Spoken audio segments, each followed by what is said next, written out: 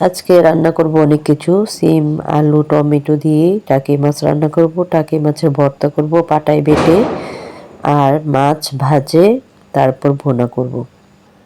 আসসালামু আলাইকুম, সবাই কেমন আছেন? আশা করি ভালো আছেন। আমিও আলহামদুলিল্লাহ ভালো আছি। আবারও চলে এলাম মোমেনাস কিচেন অ্যান্ড ব্লগে। আপনাদের সবাইকে স্বাগত। তো এখানে আমি টাকি মাছের ভর্তা করেছি, আর এটা একদম ভিন্নভাবে করেছি। প্রথমে মাছটা ভেজে তারপর এটা আমি পাটায় বেটে নিয়েছি, শিল পাটায়, একদম কাটা ছাড়াই নাই, কাটা সহই বেজে নিয়েছি।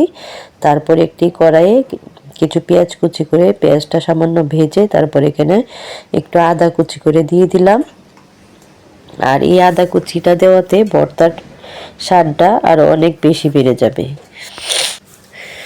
আর এই আদা আর ধনেপাতা দিয়েই টাকি মাছের ভর্তা সবচেয়ে বেশি মজা খেতে। তো আপনারা অবশ্যই এভাবে করবেন, দেখবেন খেয়ে কতটা মজার হয়। আর এখানে আমি কাঁচামরিচ আর মাছ ভেজে তারপর বেটে নিয়েছি, আর পরিমাণ মতো লবণ দিয়ে দিয়েছি। তো আমি একদম এখানে একদম মিহি করে বেটে নেব, যেন কাটা একদমই না থাকে। আমি কাটা মাছ থেকে ফেলে দেই নাই, যেহেতু মাছগুলো ছোট ছিল তাই আমি এখানে কাটা সহই মাছগুলা বেটে নিয়েছি। এখন আমি এই কড়াইয়ে তেলের মধ্যে পেঁয়াজ, এর মধ্যে আমি বাটা মাছ আর কাঁচামরিচ দিয়ে দিয়েছি। এখন আমি এটি একদম লো হিটে কিছুক্ষণ ভেজে নেব। আর এটা আপনারা যখন ভাজবেন তখন দেখবেন এটা থেকে একটা ভালো ফ্লেভার বের হবে। আর এখানে আমি কিছু ধনেপাতা কুচি করে দিয়ে দিয়েছি, আর এই ধনেপাতাটা দেওয়াতে এটার স্বাদটা আরও বেড়ে যাবে। তো আমি ভালোভাবে নেড়ে ছেড়ে মিশিয়ে নেব, আর অল্প কিছুক্ষণ লো হিটে আমি এটা ভেজে নেব।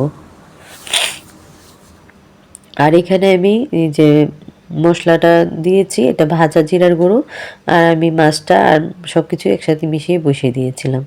আর এখানে আমি কিছু মাছ নিয়েছি, আর মাছটা প্রথমে ভেজে নেব, তারপর আমি সব ধরনের মশলা দিয়ে মাছটা ভুনা করে নেব।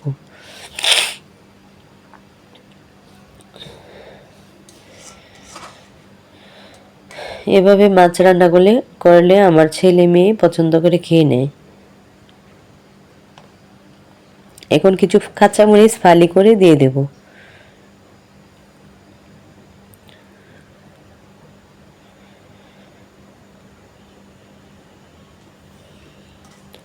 আর কিছু ধনেপাতা কুচি দিয়ে দেব। তো আমার রান্নাটা মোটামুটি কমপ্লিট হয়ে গেছে।